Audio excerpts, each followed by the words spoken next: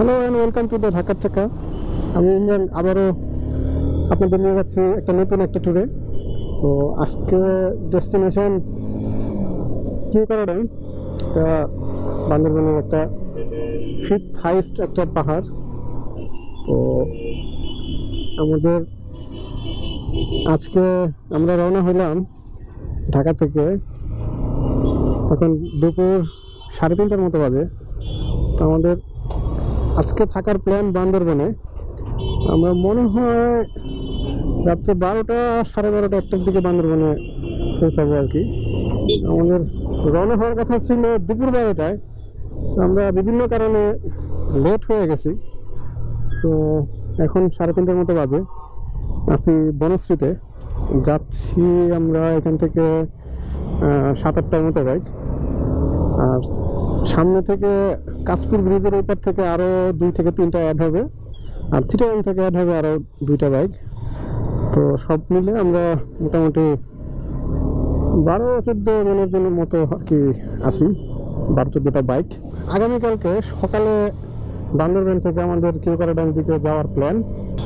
বগা lake পর্যন্ত রাস্তা ঠিক আছে, মোটামুটি ওকে হয়ে গেছে, কিন্তু বগা লেকের পরে আসলে আর কোনো রাস্তা নেই, ওদিকে মানে টোটালি অফ রোড। আর আমি যাচ্ছি স্পোর্টস বাইক নিয়ে, সো আমার জন্য ব্যাপারটা খুব একটা ইজি হবে না। তো দেখা যাক কি হয়, চলুন যাওয়া যাক। এই রোডটা আমার জন্য একদমই নতুন, আমি এই রোডে আগে কখনো আসি নাই। তো এটা বনশ্রী দিয়ে কাঁচপুর ব্রিজে যাওয়ার একটা রাস্তা, তো এটা আমি জানতাম না, আজকে প্রথমবার যাচ্ছি এই রোড দিয়ে। তো পুরাতন যারা সাবস্ক্রাইবার আছেন, যারা পুরাতন সাবস্ক্রাইবার, যারা ভিডিও আমার আগেরগুলো দেখেছেন, তারা অনেকেই কমেন্ট করে আমাকে জানিয়েছেন যে লাইভ ভয়েসের জন্য। তো আপনাদের জন্য এবারকার ট্যুরে আমি হচ্ছে লাইভ ভয়েস। আসলে গত ট্যুরে আমার কাছে গোপ্রোর সাউন্ড অ্যাডাপ্টারটা ছিল না, মাইক্রোফোন অ্যাডাপ্টারটা, তো এটা আমি এবার কালেক্ট করেছি এবং এই ট্যুরে আমি লাইভ ভয়েস দিচ্ছি।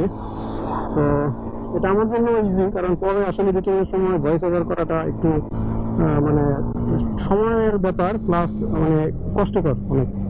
তো এখন এই ট্যুরে আমি লাইভ ভয়েস দিচ্ছি। আর আরেকটা জিনিস, সেটা হচ্ছে এই ট্যুরে আমি সময় এবং কত খরচ এগুলা উল্লেখ করব, কোন জায়গায় কত খরচ হলো সব মিলে এগুলো আমি মানে শেষে একটা মানে ক্যালকুলেশন করে নোট করে রাখবো সব খরচগুলো, এবং শেষে জানিয়ে দেবো যে আমার কত খরচ হয়েছে। এটা অনেকেই কমেন্ট করে জিজ্ঞেস করেছেন। এবং সময় আমি কিছুক্ষণ পরে মানে টাইম মেনশন করবো যে এখন কয়টা বাজে। তো আপনারা এটা যদি একটু খেয়াল করে শুনেন তাহলে বুঝতে পারবেন যে কত সময় লাগতেছে আমার কোন জায়গা থেকে কোন জায়গায় যাইতে। তো মাঝে মাঝে এরকম হয় যে আনফর্চুনেট কিছু লেট হয়ে যায়, কোনো বাইকের সমস্যা বা কারোর কোনো প্রবলেমের কারণে অনেক সময় লেট হয়ে যায়, আমি সেগুলো মেনশন করবো কেন লেট হয়েছে। তো আশা করি এখন থেকে আপনারা ভিডিওতে আরো বেশি ইনফরমেশন পাবেন। আর যারা নতুন আছেন, নতুন যারা এই ভিডিও দেখতেছেন, তারা ইচ্ছা করলে চ্যানেলটা সাবস্ক্রাইব করতে পারেন, কারণ এখানে আমি অনেক ট্যুর রিলেটেড এবং বাইক রিলেটেড অনেক ভিডিও পাবলিশ করি, আপলোড করি। আর সামনে আরও ভালো ভালো বাইকের টিপস আসতেছে। তো বাইকের আপনারা যদি বাইকার হন বা সামনে বাইক চালানোর বা বাইক কেনার প্ল্যান থাকে, তাহলে আপনারা চ্যানেলটা সাবস্ক্রাইব করে রাখতে পারেন। আপনাদের আশা করি আপনাদের হেল্প হবে।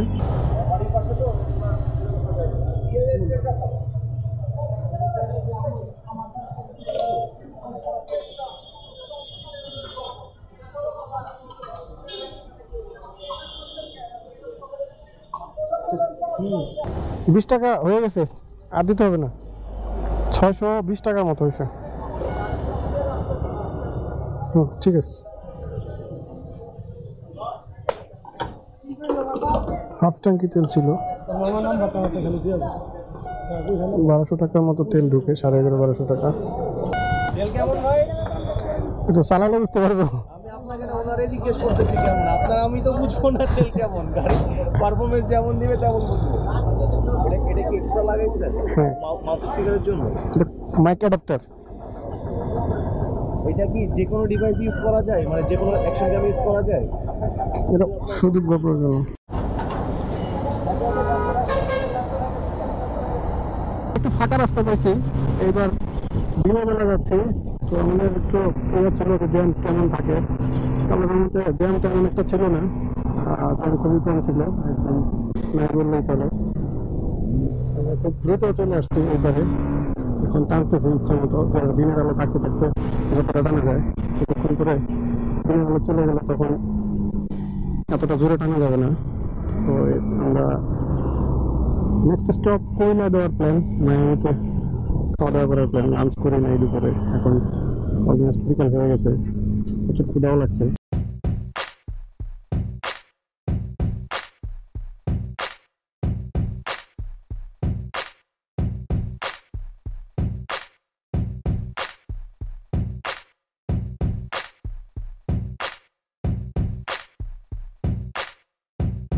এখন প্রায় কুমিল্লার কাছাকাছি, ফোরলেন শুরু হয়ে গেছে, তীব্র খেলা হইতেছে এদিকে। আর ট্রাকগুলা আজকে কোনো একটা কারণে রাস্তায় গাড়ি কম, এটা আমাদের জন্য খুবই একটা মানে ভালো ব্যাপার। জ্যাম এরকম নাই বললে চলে, এবং রাস্তা প্রচুর ফাঁকা। আমরা প্রচুর মানে ফুল স্পিডে স্পিডিং করতেছি, এখন কোনো সমস্যাই হচ্ছে না স্পিডিং করতে। This is the first time, আমি অনেকবার চিটাগাং হাইওয়ে ঢাকা থেকে চিটাগাং করছি, তো এখন পর্যন্ত মনে হয় এটাই সবচেয়ে বেশি ফাঁকা হয়েছে রাস্তা। এটা খুবই ভালো লাগতেছে। দেখতে পাচ্ছেন এই রোডে কুমিল্লার আগে এখানে সবসময় জ্যাম দেখতে দেখতে চোখ অভ্যাস হয়ে গেছে, তো ফাঁকা পায়ে আসলে কি বলবো, খুবই ভালো লাগতেছে। এইভাবে ফাঁকা থাকলে আমরা মনে হয় আরো নির্ধারিত যে সময় আছে তার অনেক আগেই বান্দরবান পৌঁছে যাবো, আল্লাহ ভরসা।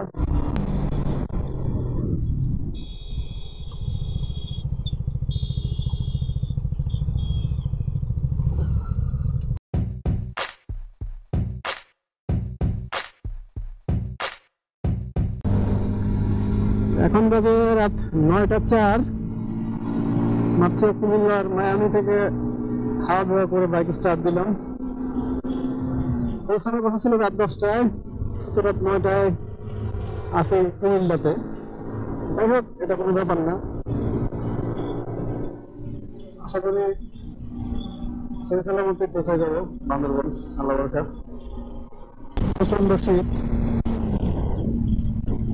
গ্লাভসের ভিতরে বাতাস ঢুকতেছে, হাত ঠান্ডা লাগতেছে। আমি বডি আর্মার্সের উপর দিয়ে জ্যাকেট পরছি, তো গায়ে তেমন একটা ঠান্ডা লাগতেছে না, আর জিন্সের ভিতরে বাতাস ঢুকতেছে, ঠান্ডা লাগতেছে ভিতরে। তো যদি বেশি ঠান্ডা লাগে আমার কাছে রেইনকোটের আমি নিচের পার্ট প্যান্টটা নিয়ে আসছি। বেশি ঠান্ডা লাগলে আমি দাঁড়ায় প্যান্টটা পরে নিব রেইনকোটের, তো ওটা পরলে আর ঠান্ডা লাগবে না আশা করি। আর তাছাড়া সব ঠিক আছে, রাস্তা ভালো, বাইক ওকে, কোনো সমস্যা নেই, ভালোই স্পিডে টানতে পারতেছি।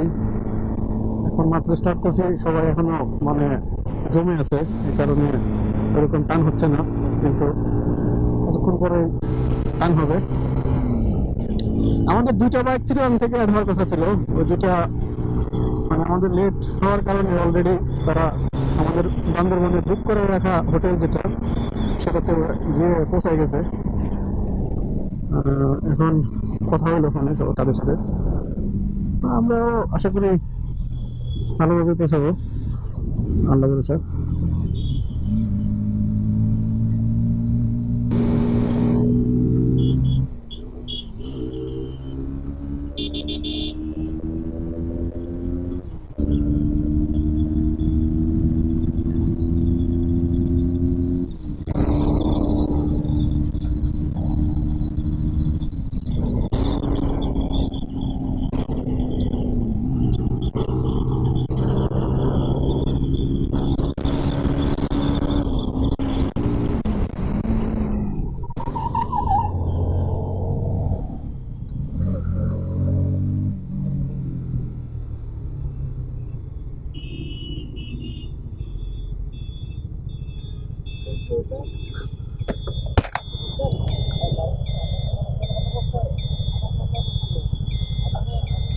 আমি স্কিপ করতে করতে পড়ি নাই।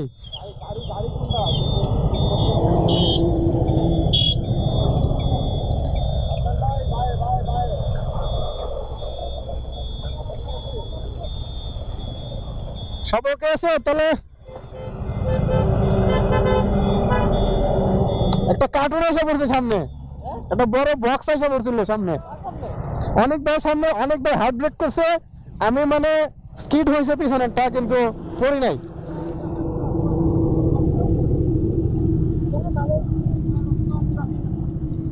মোটা চাকা না 130 মোটা হলে কেমনে?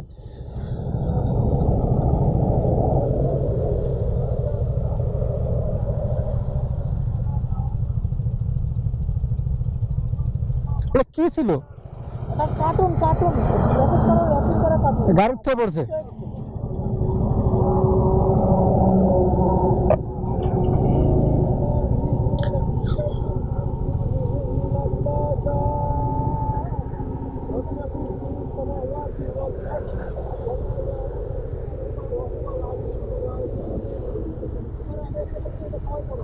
ওই পাড়ার বাসের ছাদ থেকে পড়ছে। চলেন চলেন যাই।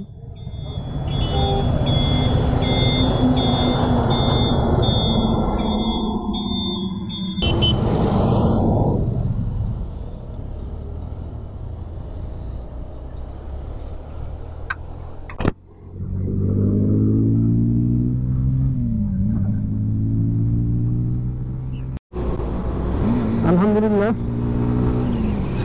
আমার মতো একটা বড় বিপদ থেকে বেঁচে গেছি। ক্যামেরাটা অন ছিল, জানি না রেকর্ড হয়েছে কিনা।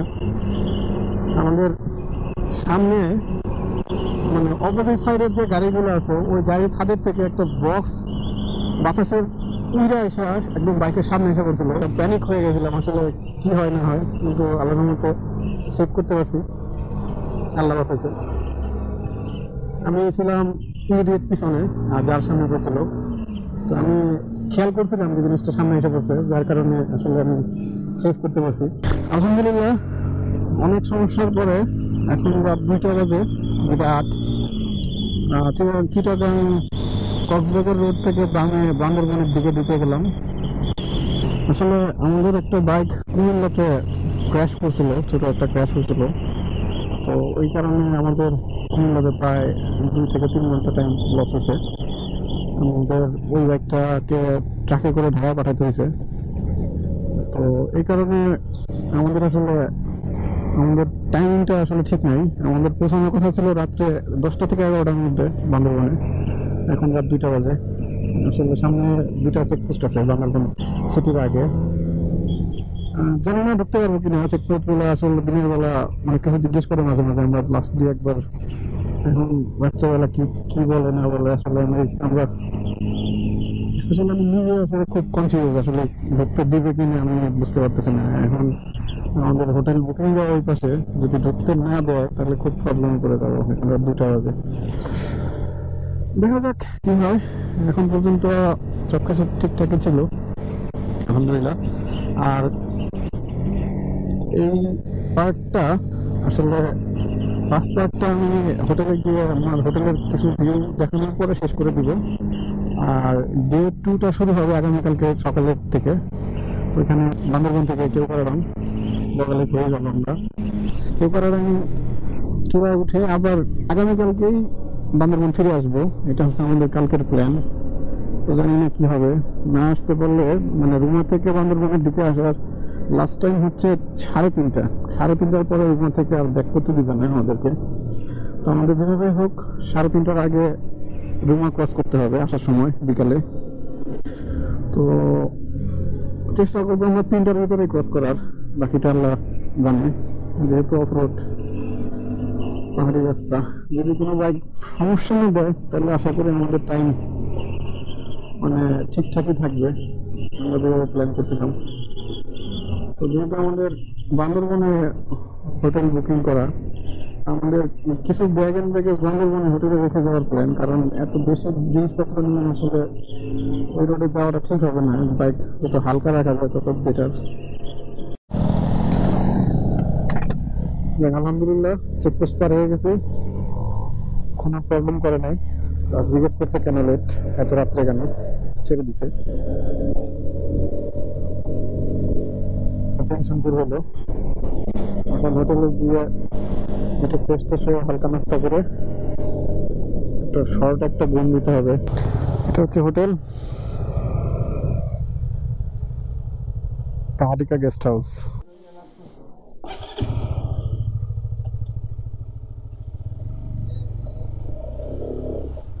ও ভাই সিস্টেম 5 সরেন